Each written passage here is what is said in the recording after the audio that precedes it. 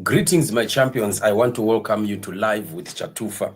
We are giving you updates of what is happening in the nation, as there is so much indeed that is happening almost on a daily basis.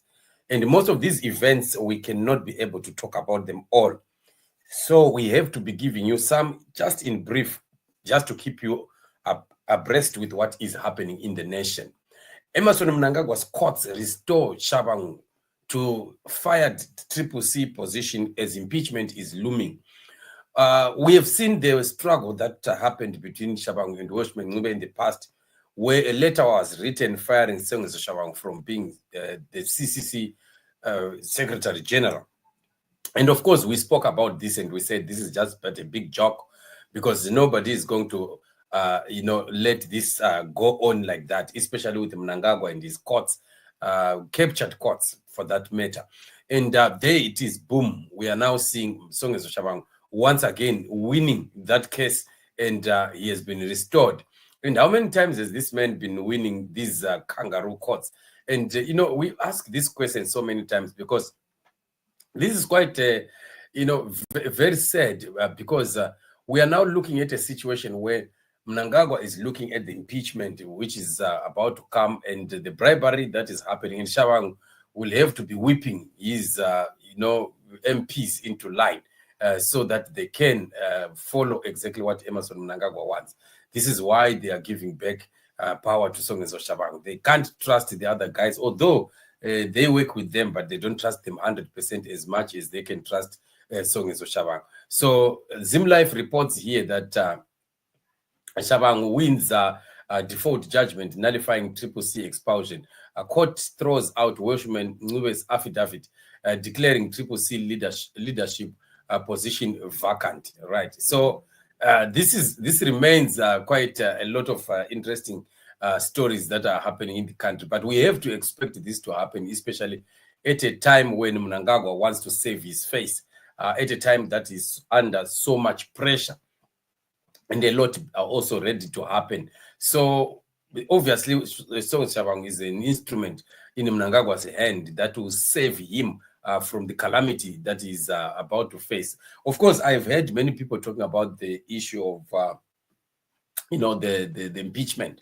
And I've been saying to the people, this is really no longer the case that is on the table, like the major case on the table for the revolution.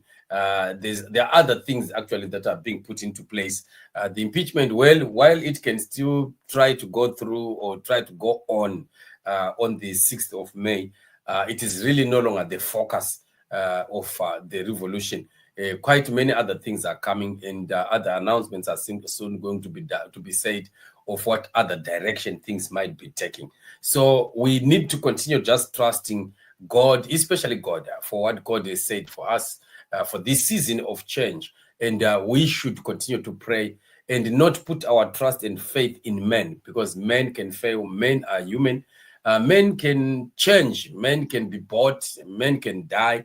Quite a lot that can happen to men. But with God, when he has given us his word like he has done, we are able to stand by his word. We are able to hold on to the promises of God.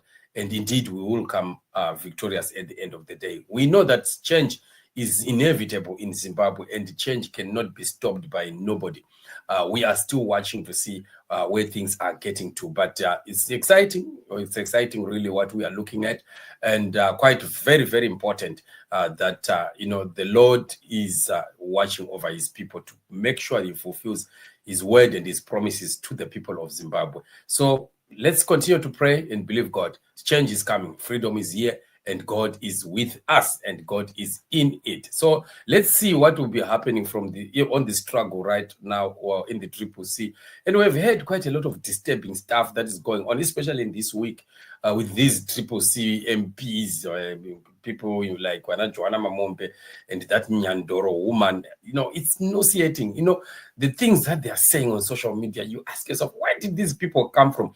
How did these people ever become members of parliament? Really, And these are people that we are saying should be leaders in our country. No.